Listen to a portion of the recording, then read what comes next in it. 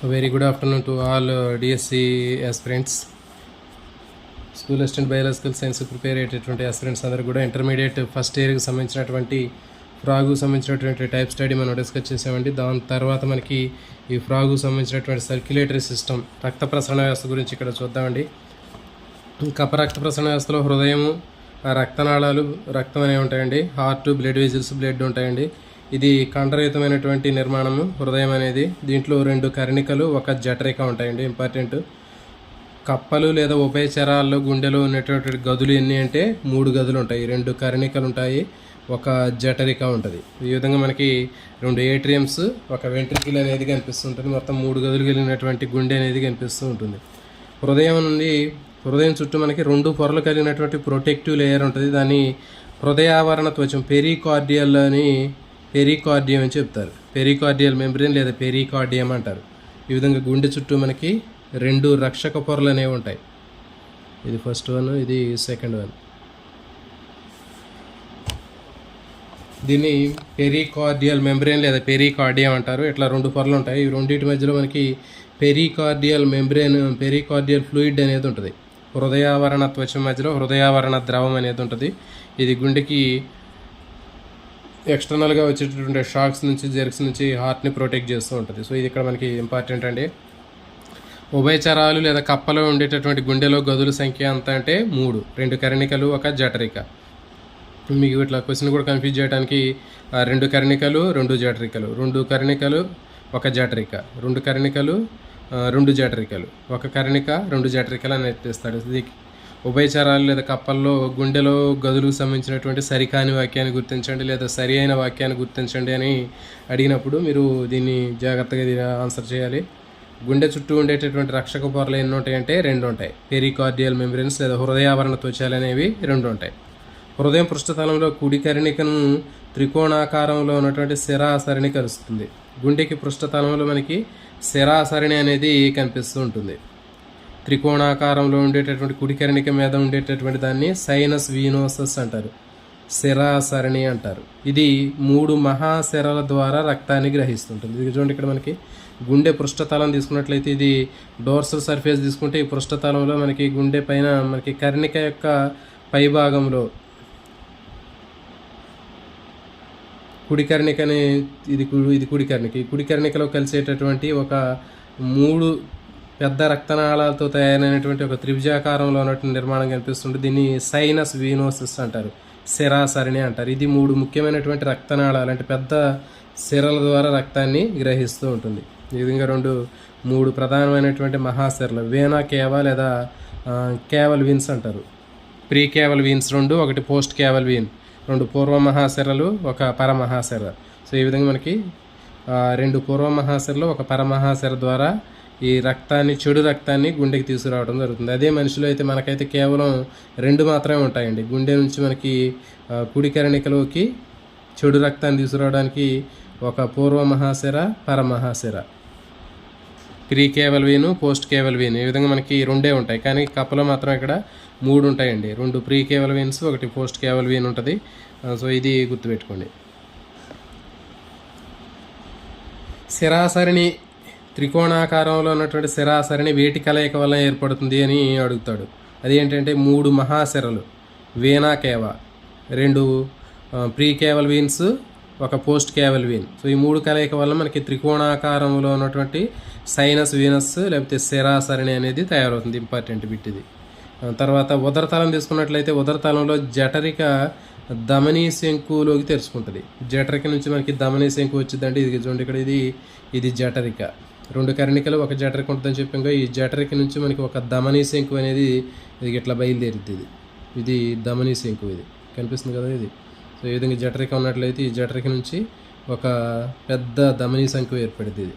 ఈ 2 కర్ణికలు ఇట్లా జఠరిక నుంచి 1 ధమనీ శంకు ఏర్పడి ఆ ధమనీ శంకువు ఏమవుతుంది, ట్రంకస్ ఆర్టీరియోజం అంటారు దాన్ని. ఆ ట్రంకస్ ఆర్టీరియోజం అనేటటువంటి ధమనీ శంకువు 2గా చీలిద్దండి. గుండె యొక్క పైభాగానికి వచ్చిన తర్వాత 2గా చీలి ఈ విధంగా మళ్ళీ 2గా చీలిద్ది. 2గా చీలిన తర్వాత ప్రతి ఒక్క పార్ట్ కూడా మళ్ళీ 3 ధమనీ చాపాలుగా బ్రేక్ అయిపోద్ది. అవి ఏంటి అంటే కరోట చాపము, దైహిక చాపము, పుప్స చర్మ చాపము, క్యారోటిడ్, సిస్టమిక్, పల్మో, క్యూటేనియస్ ఆర్క్స్. సో ఈ విధంగా మనకి 3 రకాలైనటువంటి చూడండి ఇక్కడ దైహిక చాపము, కరోట చాపము, పుప్స చర్మ చాపము. సో ఈ విధంగా మనకి కుడి ఎడమ 2 కూడా ఉంటాయి. వీటి నుంచి కూడా సేమ్ అట్లాగే మళ్ళీ మనకి 3 రకాలైనటువంటి బ్రాంచెస్ అనేవి రావటం జరుగుతుంది. సో ఈ విధంగా గుర్తుపెట్టుకుని జఠరిక ఏదైతే ఉందో జఠరిక నుంచి వెంట్రికల్ నుంచి ధమనీ శంకు కోనస్ ఆర్టీరియోజం అనేది ఫామ్ అవుతుంది. ఈ ఫామ్ అయిన తర్వాత ఈ ధమనీ శంకు నుంచి ఇది ధమనీ శంకు అని చెప్పాం. ఇది మళ్ళీ లెఫ్ట్ టు రైట్కి బ్రాంచ్లుగా డివైడ్ అయిపోయి ప్రతి ఒక్కటి మళ్ళీ 3 బ్రాంచెస్ని సబ్ బ్రాంచెస్ని డివైడ్ చేస్తుంది. అవి కరోట చాపము, దైహిక చాపము, పుప్స చర్మ చాపము, కెరోటైడ్, సిస్టమిక్, పల్మో, క్యూటోనియస్ ఆర్క్స్, ఇట్లా 3 చాపాలు అనేవి ఏర్పడతాయి.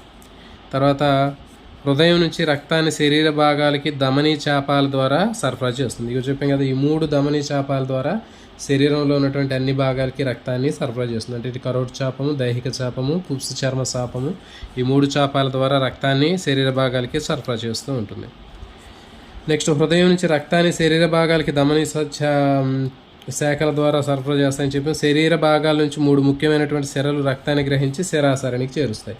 చెప్పాం కదా, ఇవి 3 ప్రధానమైనటువంటి 2 పూర్వ మహాశిరలు, ఒక పరమహాశిర అని చెప్పాం. Pre caval veins, post caval vein. ఇవి శరీరంలో ఉన్నటువంటి అన్ని భాగాల నుంచి, అంటే ఇది పై భాగం నుంచి, గుండెకి పై భాగం నుంచి రక్తాన్ని తీసుకొచ్చింది. ఇది పరమహాశిర, పోస్ట్ కేవల్ వెయిన్, గుండెకి కింది భాగం నుంచి రక్తాన్ని కలెక్ట్ చేసి ఈ త్రికోణాకారంలో ఉన్నటువంటి శిరాసరణిలోకి ఇది పంపు చేసిద్ది రక్తాన్ని. రక్త ప్రసరణ వ్యవస్థని అసంపూర్ణ ద్వంద్వ ప్రసరణ వ్యవస్థగా వివరిస్తారు. అంటే ఏంటి, దీంట్లో ద్వంద్వ ప్రసరణ ఉంటుంది. అంటే కుడి ఎడమ భాగాలు ఉన్నాయి కదా, కుడి భాగంలో మనకి చెడు రక్తం ఉంటుంది, ఇటు పక్కన ఎడమ భాగంలో మంచి రక్తం వచ్చింది. సో ఇట్లా వచ్చినప్పుడు మరి ఈ మంచి చెడు రక్తాలు 2 కూడా మళ్ళీ దీంట్లోకి వచ్చిన తర్వాత జఠరికలోకి వచ్చిన తర్వాత కలిసిపోతాయి. ఎందుకంటే మరి ఇక జఠరిక 2 కుడి ఎడమ భాగాలకు విభజింపబడలేదు కాబట్టి ఈ మంచి మళ్ళీ రక్తం అనేది ఇక్కడ మిశ్రమ రక్తంగా మారే అవకాశం ఉంటుంది. అందుకని ఇక్కడ ఏంటంటే అసంపూర్ణ ద్వంద్వ ప్రసరణ అంటారు. చాలా ఇంపార్టెంట్, గుర్తుపెట్టుకోండి. సంపూర్ణ ద్వంద్వ ప్రసరణ అనేది మనకి పక్షులు, క్షీరదాల్లో కనిపిస్తూ ఉంటుంది. సంపూర్ణమైనటువంటి ద్వంద్వ ప్రసరణ, డబుల్ సర్క్యులేషన్ అనేది మనకి పక్షులు, క్షీరదాల్లో ఉంటుంది. కానీ అసంపూర్ణమైనటువంటి ద్వంద్వ ప్రసరణ, ఇన్కంప్లీట్ డబుల్ సర్క్యులేషన్ అనేది కప్పలో ఉంటుంది. ఇంపార్టెంట్ అండి ఇది. సో ఇది దీనికి సంబంధించింది. గుండెకి సంబంధించినటువంటి గుర్తుపెట్టుకోండి. గుండె చుట్టూ మనకి 2 రక్షక పొరలు ఉంటాయి. హృదయావరణ త్వచాలు అంటారు. దాని మధ్యలో హృదయావరణ ద్రవం అనేటటువంటిది ఉంటుంది. పెరికార్డియల్ ఫ్లూయిడ్ ఉంటుంది. నెక్స్ట్ గుండె పృష్ఠతలం తీసుకున్నట్టయితే దాంట్లో మనకి 3 మహాశిరలు, 2 పూర్వ మహాశిరలు, ఒక పరమహాశిర కలిసి శిరాసరణి ఏర్పడిద్ది అని చెప్పి ఇది త్రికోణాకారంలో ఉంటుంది. ఈ శరీరంలో ఉన్నటువంటి అన్ని భాగాల నుంచి డిఆక్సిజనేటెడ్ బ్లడ్ని కలెక్ట్ చేసింది. తర్వాత వచ్చి జఠరిక పైనుంచి పొడవుగా ఉన్నటువంటి ఒక ముఖ్యమైనటువంటి రక్తనాళం అని చెప్పాము. ధమనీ శంకు అని చెప్పాము. ట్రంకస్ ఆర్టీరియోసిస్, లేకపోతే ఈ ధమనీ శంకు అనేటటువంటిది 2గా చీలిపోయిద్దని చెప్పాము. దీని నుంచి మళ్ళీ ఒక్కొక్కటి లెఫ్ట్ టు రైట్ బ్రాంచెస్ నుంచి కూడా కరోట శాపం, దైహిక శాపం, పుప్స చర్మ శాపం అని 3 శాఖలుగా విడిపోతాయి. సో ఇది ఇంపార్టెంట్ అండి. అసంపూర్ణ ద్వంద్వ ప్రసరణ ఉంటుంది దీంట్లో. నెక్స్ట్ నిర్వాహక వ్యవస్థ. చూడండి, నిర్వాహక వ్యవస్థ అసలు పోర్టల్ సిస్టమ్ అంటే ఏంటంటే శరీరంలో ఒక అవయవంలో రక్తకేశనాళికలతో ప్రారంభమయ్యి ఆ రక్తకేశనాళికలు అన్నీ కలిసిపోయి మళ్ళీ ఒక రక్తనాళంగా ఏర్పడి మరొక అవయవంలో మళ్ళీ రక్తకేశనాళికలుగా అంతమైపోతే దాన్ని నిర్వాహక వ్యవస్థ, పోర్టల్ సిస్టమ్ అంటారు. అంటే ఒక శరీరంలో ఒక అవయవంలో రక్తకేశనాళికలతో ప్రారంభమయ్యి అన్నీ కలిసి ఒక రక్తనాళాలుగా ఏర్పడి మళ్ళీ ఇంకొక అవయవంలో మళ్ళీ రక్తకేశనాళికలుగా విడిపోయినట్లయితే అలాంటి సిస్టమ్ ఏమంటారంటే పోర్టల్ సిస్టమ్, నిర్వాహక వ్యవస్థ అంటారు. సో కప్పలో మనకి 2 రకాలైనటువంటి నిర్వాహక వ్యవస్థలు ఉంటాయండి. అవి ఏంటంటే కాలేయ నిర్వాహక వ్యవస్థ, hepatic portal system, renal portal system. So ఈ విధంగా 2 ముఖ్యమైనటువంటి సిస్టమ్స్ అనేవి కనిపిస్తూ ఉంటాయి. కాలేయ నిర్వాహక వ్యవస్థ, వృక్క నిర్వాహక వ్యవస్థ. మరి ఇక్కడ చూడండి, మరి కాలేయ నిర్వాహక వ్యవస్థ తీసుకున్నట్లయితే కాలేయ నిర్వాహక వ్యవస్థ అనేది ఎక్కడ స్టార్ట్ అవుతుంది చూడండి. చెప్పాము ఒక భాగంలో రక్తకేశనాళికలతో ప్రారంభం అవుతుంది చెప్పాము. అంటే ఫర్ ఎగ్జాంపుల్ ఇది డైజెస్టివ్ సిస్టమ్. జీర్ణ వ్యవస్థలో జీర్ణమైన ఆహార పదార్థాలు మొత్తాన్ని కూడా కలెక్ట్ చేయడం కోసం ఇక్కడ రక్తకేశనాళికలు ఉంటాయి. ఇవన్నీ కలిసిపోయి రక్తనాళంగా ఏర్పడిద్ది. ఇది రక్తనాళంగా ఏర్పడి మళ్ళీ ఇది లివర్, కాలేయంలో మళ్ళీ అంతమవుతుంది. అంటే రక్తకేశ నాళికలతోటి అక్కడ జీర్ణ వ్యవస్థలో రక్తకేశ నాళికలతో ప్రారంభమయ్యి ఇవన్నీ కలిసి రక్తనాళాలుగా ఏర్పడి మళ్ళీ కాలేయంలో మళ్ళీ రక్తకేశ నాళికలుగా విడిపోతుంది.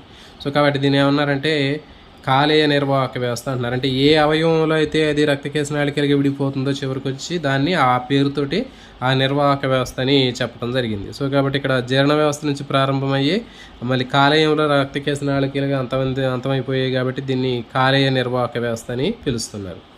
మరి అయితే దీని యొక్క ఉపయోగం ఏంటి అంటే చూడండి, జనరల్గా ఇప్పుడు మనకి డైజెస్టివ్ సిస్టంలో జీర్ణమైనటువంటి ఆహార పదార్థాలు కానివ్వండి, మన ఆహారంతో పాటు వచ్చినటువంటి ఏమైనా టాక్సిక్ మెటీరియల్స్ కానీ విష పదార్థాలు కానీ మరి ఇక్కడ మనకి జీర్ణ వ్యవస్థ నుంచి డైరెక్ట్గా హార్ట్కి వెళ్ళినట్లయితే